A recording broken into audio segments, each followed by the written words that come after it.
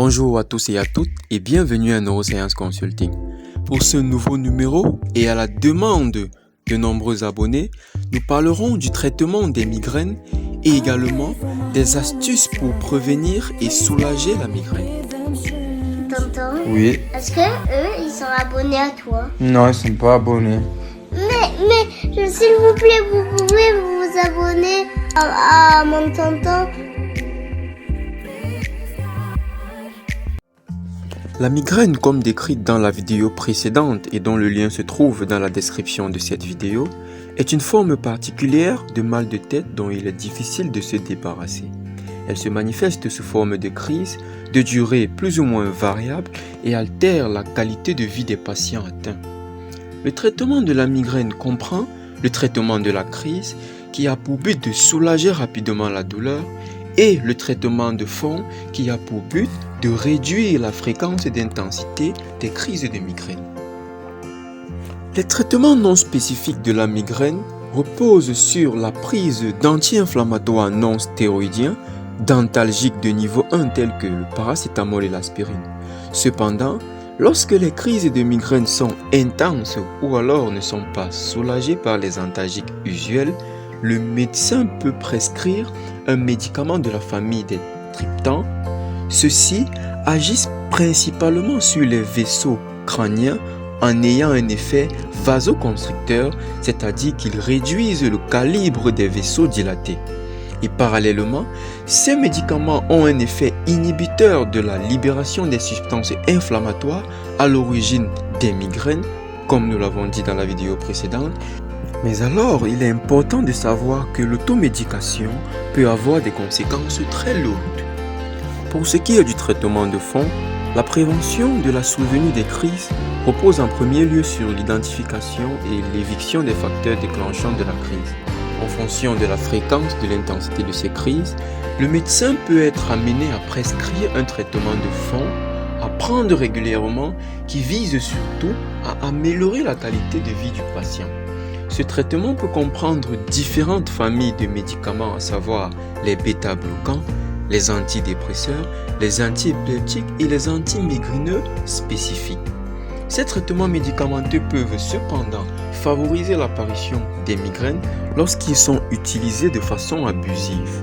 Il est très important de coupler ces traitements à des thérapies naturelles qui peuvent offrir un réel soulagement aux personnes qui y sont réceptives.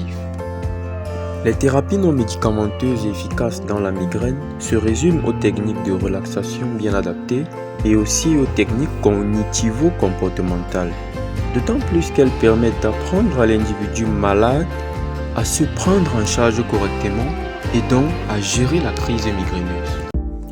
Plusieurs facteurs sont susceptibles de déclencher ou d'aggraver des crises de migraine. Le stress est l'un des éléments déclencheurs le plus fréquent d'une crise migraineuse.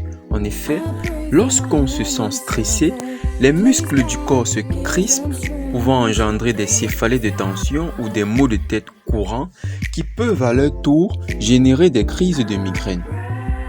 Face à cela, ne paniquez surtout pas, trouvez-vous un endroit calme, respirez profondément et massez-vous le cou et les épaules. Car il faut savoir prendre du temps pour soi quand on se sent fatigué. Les troubles de sommeil sont également un élément déclencheur. La migraine peut être due à un manque de sommeil.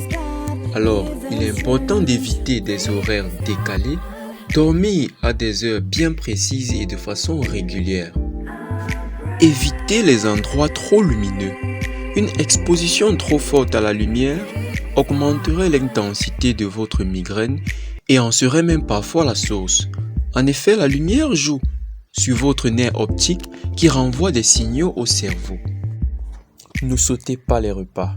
Il est important de bien se nourrir de façon régulière car la faim et un jeûne prolongé sont des causes de migraine, en rapport avec la privation des cellules nerveuses de leur substrat préférentiel qui est le glucose. Évitez également tout excès d'alcool. Une consommation abusive d'alcool peut déclencher des maux de tête chroniques. L'alcool a un effet vasodilatateur. La dilatation des vaisseaux sanguins au niveau du crâne provoque des maux de tête suffisamment graves. L'alcool a également un effet diurétique, ce qui augmente la production d'urine et la déshydratation qui s'ensuit est à l'origine des migraines.